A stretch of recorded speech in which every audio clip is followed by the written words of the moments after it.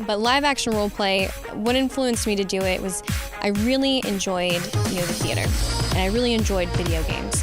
And so whenever you put the two together, you get this interactive theater that allows you to interact in a game aspect. So it's a art form and a game. So it's all the fun stuff wrapped in one. You get to be in charge of it. And, you get to be Wonder Woman, or you get to be Xena, warrior princess. And for me, that was really fun to become those warriors that we kind of pretend to be or that we read about, rather than just kind of pretending to be it. I could be that person.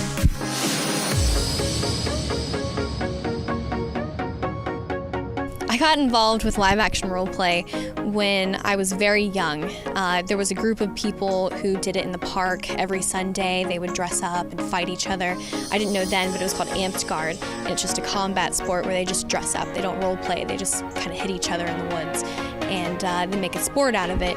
And I thought it was really, really cool. So I bought all the weapons, and then I never went.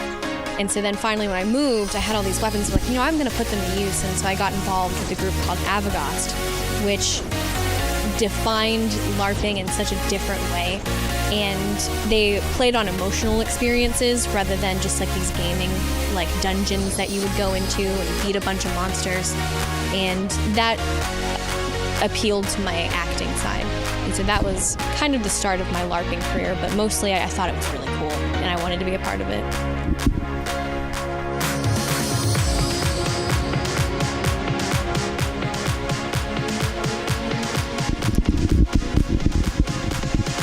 Fabric for a costume for me, for a dress, would be $7 to $12 a yard.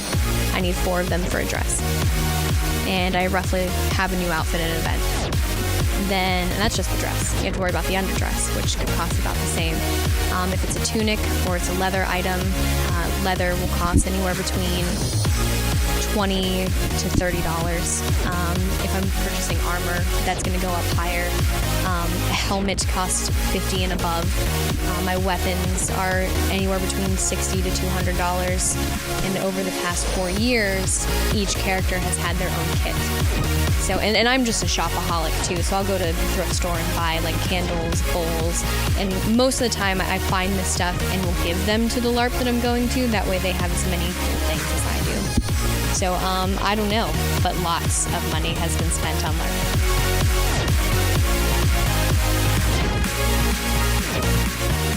I think the biggest advice that I would give somebody who is interested in the hobby is not to think about the rules, because sometimes you get these overcomplicated rule books that are many hundreds of pages long, and that's just the big in-depth version.